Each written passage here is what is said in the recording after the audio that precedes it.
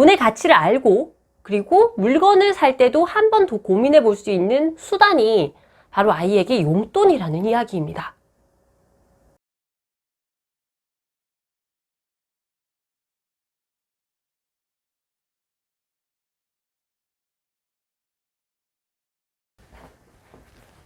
안녕하세요. 윤성의 강사입니다. 목소리가 평소 때랑 좀 많이 다른 것 같아요. 목이 좀 쉬었습니다. 양해 부탁드릴게요. 최근에 너무 바빴어요. 누가 비대면 강의는 그리 힘들지 않다고 했던가요? 저의 비대면 강의는 평소 때 대면 강의 때도 에너지가 완전 파이팅 넘치게 강의를 진행하는 편인데 이 비대면 강의에서는 에너지가 3배, 4배 이상은 더 들어가는 것 같습니다. 비대면 강의 수요도 많이 늘어났는데 경기도 친구들 대상으로 강의를 진행하고 피드백은 물론 좋았습니다. 제일 와닿던 4글자의 피드백. 완벽했다. 감사합니다. 이 친구가 보고 있을지 모르겠어요. 하하하. 네, 재밌었다. 이런 피드백이 이어졌고 강의뿐만 아니라 다른 일들도 많이 들어오는 것 같아요. 디지털 시대다 보니까 은행원분들 대상으로 디지털 금융에 대한 책 집필 요청도 들어왔었고 그리고 교장 선생님 분들 대상으로 인생 2막 재무 설계에 대한 내용을 강의해 달라는 요청도 들어왔었습니다. 그 외에도 각지의 선생님들한테 많은 연락을 받았어요. 전북에 있는 기관에서 청소년, 초등학교 친구들 비대면으로 강의해달라는 요청도 들어왔고 또 경기도 고등학교에서 요청이 들어오기도 했고 너무 바쁩니다. 최근에 거제, 통영 이쪽에도 또 갔었어요. 왜냐하면 외부 면접관 활동도 하기 때문에 너무 바빠요. 너무 바쁩니다.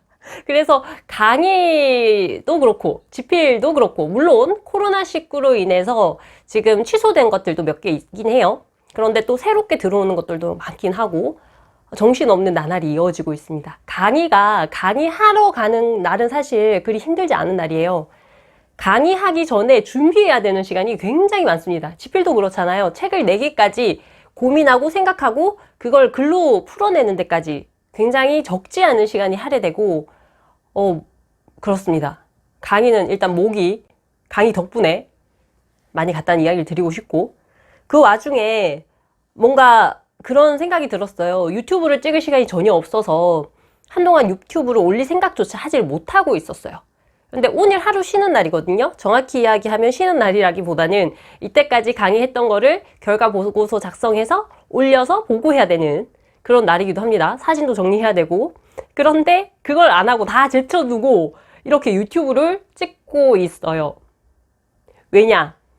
이 에피소드는 꼭 기억해야겠다라는 생각으로 영상을 찍고 있습니다. 어떤 에피소드냐면 아이 경제교육에 대한 이야기예요.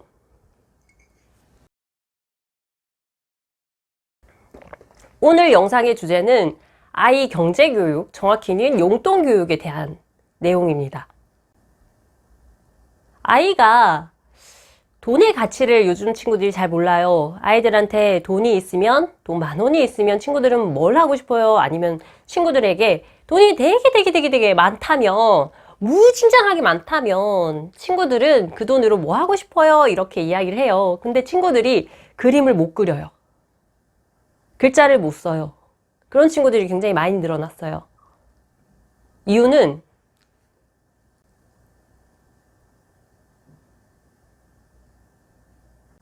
원하는 걸 다 갖고 있기 때문이라고 해요. A 포켓이라고 하죠.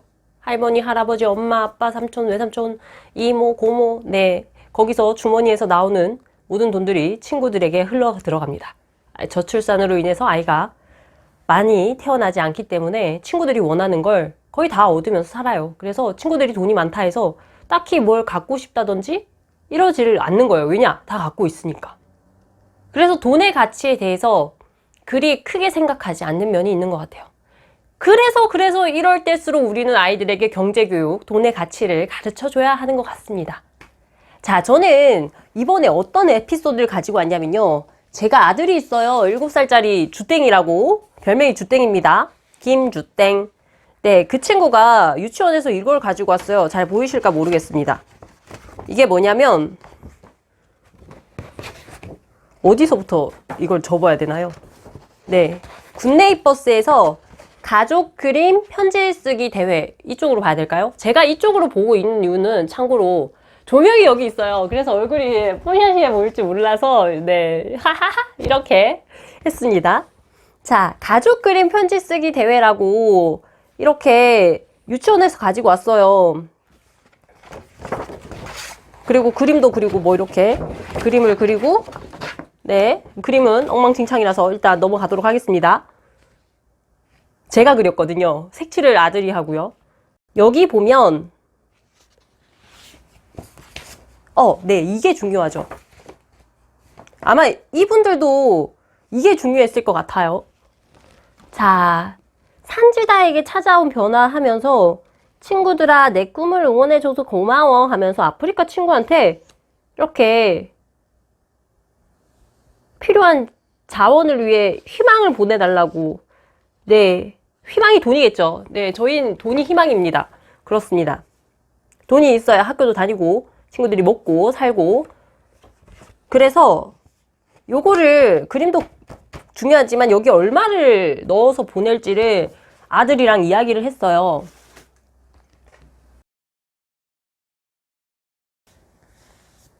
아이가 유치원에서 이걸 받아오면서 이야기를 해주더라고요. 저한테 안내를 해줬어요, 아들이. 엄마, 이거 돈 넣을 친구들은 넣고 안 넣을 친구들은 안 넣어도 된대. 그래서 난 안 넣을 거야. 이렇게 이야기를 하는 거예요. 그래서 왜? 왜 안 넣어? 이렇게 얘기를 하니까 아들이 여기 돈 넣는 거 아까워. 이렇게 얘기를 하는 거예요. 그래서 자기는 넣을 수가 없다는 거예요. 돈은요, 쓰는 것도 중요하고 버는 것도 중요하고 모으는 것, 불리는 것 정말 중요합니다. 그런데 돈의 순기능 중에 하나가 나누는 거예요. 나누는 기쁨도 정말 크거든요. 유태인들은 그래서 세 개의 통장을 준비한다고 하죠. 단기에 쓸 돈, 그리고 장기에 쓸 돈, 그리고 마지막으로 다른 사람을 위해 쓸 돈을 따로 모은다고 해요.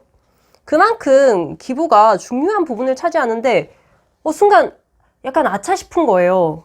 그래서 아니야, 주땡아, 여기에 돈을 넣으면 이 친구는 아프리카의 이 친구는 먹을 것도 사 먹을 수 있고 원하는 공부도 할 수 있어. 우리의 그 작은 보탬이 이 친구에겐 꿈이 되고 미래가 된다고 라고 얘기를 하는데 아이의 얼굴은 이미 듣고 있지 않아요. 그래서 아이한테 이야기를 했어요. 주땡아, 엄마가 돈 줄 테니까 여기에 얼마 넣을까? 이렇게 이야기를 했어요. 그러니까 아들이 그러는 거예요. 그러면 10,000원 넣을까? 이러는 거예요. 하나도 안 넣는다는 친구가. 그래서 웬일이지 싶어서 다시 한번 물었어요. 주땡아, 그러면 엄마가 용돈 주는 거 있잖아. 너 7살인데 용돈을 줘요. 용돈은 정말 중요합니다. 자, 일단 용돈을 7살 친구한테 주고 있는데 이 친구한테 자기 용돈으로 여기에 넣는 거를 다시 물어봤어요. 그랬더니 아들이 그러는 거예요. 그러면 난 안 넣을래. 아니야. 그래, 안 넣을래. 아니야, 주땡아, 이거 돈을 넣으면 친구한테 도움이 된다니까? 넌 얼마 넣을래? 최대 얼마까지 넣을 수 있어? 이렇게 하니까 아이가 정말 정말 많은 고민을 하는 것 같아 보였어요. 그리고 이야기를 하는 게 100원. 야, 엄마 돈은 10,000원 넣는다 너니 왜 또 너 돈은 100원 넣냐? 이렇게 얘기를 하니까 엄마 돈은 10,000원 넣을 수 있지만 엄마 돈이니까 내 돈은 안 돼. 이렇게 이야기를 하는 거예요. 용돈이 얼마나 중요한지에 대해서 다시 한번 생각을 하게 되었습니다. 이게 어떤 의미가 있냐면요. 제가 주는 돈은 아이에게 불로소득이에요. 그런데 같은 돈이지만 이 7살짜리 아들에게는 제 돈과 자기 돈의 무게가 다른 거예요. 자신의 100원의 가치가 엄마 돈으로는 10,000원의 가치 정도인 거예요. 다시 말씀드리자면 불로소득인 엄마 돈과 그리고 자기 돈인 100원의 가치가 같다는 이야기입니다. 그러면 우리는 어떻게 접근할 수 있을까요?